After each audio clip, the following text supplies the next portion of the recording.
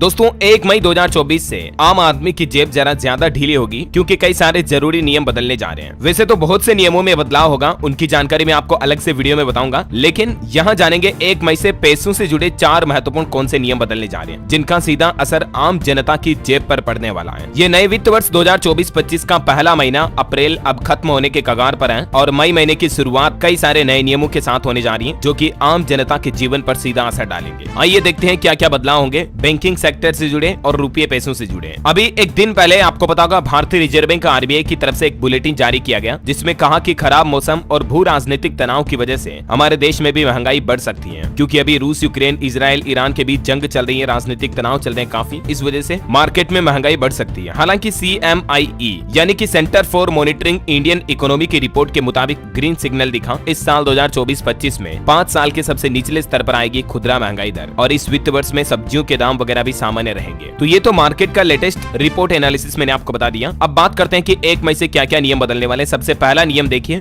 Yes bank में नियमों में बदलाव होने जा रहा है। यस बैंक के ग्राहकों के लिए सेविंग खातों के विभिन्न प्रकार के लिए मिनिमम एवरेज बैलेंस में परिवर्तन यानी कि बदलाव किया गया है। अब यस बैंक के प्रो मैक्स सेविंग अकाउंट के लिए मिनिमम एवरेज बैलेंस 50,000 रूपए हो गया और मैक्सिमम चार्ज में बदलाव 1,000 रूपए तक कर दिया गया है। वहीं प्रो प्लस, यस रेस्पेक्ट ऐसे और यस इसेंसी ऐसे खातों के लिए यानी सेविंग अकाउंट के लिए मिनिमम एवरेज बैलेंस की सीमा 25,000 रूपए होगी और मैक्सिमम चार्जेस 750 रूपए होंगे। इसी तरह से यस के अकाउंट प्रो में मिनिमम बैलेंस 10,000 रूपए और अधिकतम शुल्क 750 रूपए होंगे। और भी ज्यादा डिटेल्स आप देख सकते हैं यस बैंक में होने वाले बदलाव के बारे में। चलिए दूसरा अपडेट देखिए आप, शहर वालों को ज्यादा फीस देनी होगी। ये बदलाव आईसीआईसीआई बैंक के ग्राहकों के लिए होने जा रहे हैं क्योंकि आईसीआईसीआई बैंक भी सेविंग अकाउंट, सेविंग कार्ड से जुड़े नियमों में बदलाव कर रहा है। अब ग्रामीण क्षेत्र में ग्राहकों को डेबिट कार्ड के लिए सालाना 99 रूपए, जबकि शहरी क्षेत्र में डेबिट कार्ड मेंटेनेंस चार्ज के रूप में 200 रूपए की फीस देनी पड़ेगी आईसीआईसीआई बैंक के ग्राहकों को। और इसके साथ ही बैंक ने 25 पन्नों की चेकबुक के लिए कोई शुल्क नहीं लेने का निर्णय लिया है, यानी कि आप चेकबुक लेते हो 25 पन्नों वाली तब तो फ्री रहेगी, लेकिन उसके बाद प्रति पेज चेकबुक के लिए आपको 4 रूपए प्लस जीएसटी चार्ज अलग से देना पड़ेगा। और बैंक के IMPS ट्रांजेक्शन अमाउंट को 2.5 रूपए से लेकर 15 रूपए प्रति ट्रांजेक्शन तक करने का निर्णय भी लिया है आईसीआईसीआई बैंक ने। ओके, बैंकिंग न्यूज को लेकर दूसरा अपडेट ही हो गया। तीसरा अपडेट देखिए आप, स्पेशल एफडी स्कीम के लिए 10 मई तक का है मौका। HDFC बैंक के द्वारा सीनियर सिटीजन के लिए एक स्पेशल एफडी स्कीम शुरू की गई है, उसमें आप 10 मई तक एनरोल कर सकते हैं क्योंकि इस स्कीम में सीनियर सिटीजन को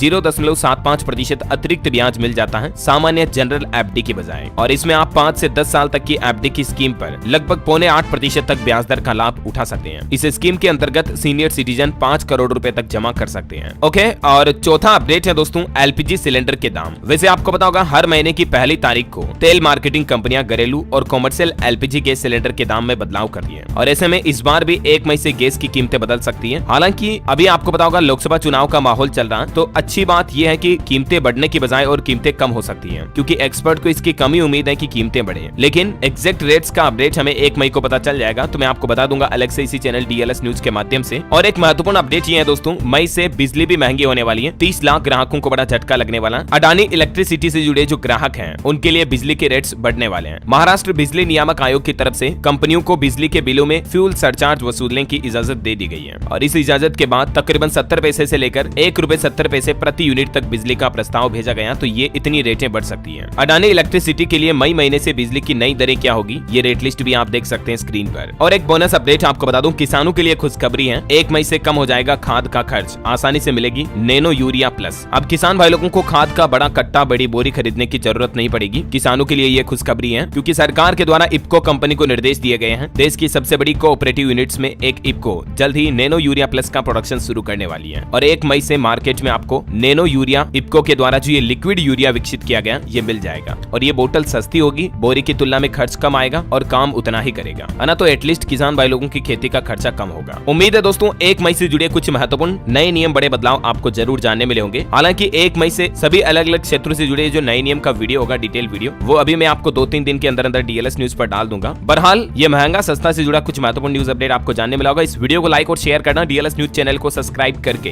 बेल आइकन जरूर दबा देना रोजाना ऐसी इन्फॉर्मेटिव काम की खबरें देखते रहने के लिए। जय हिंद, जय भारत, वंदे मातरम।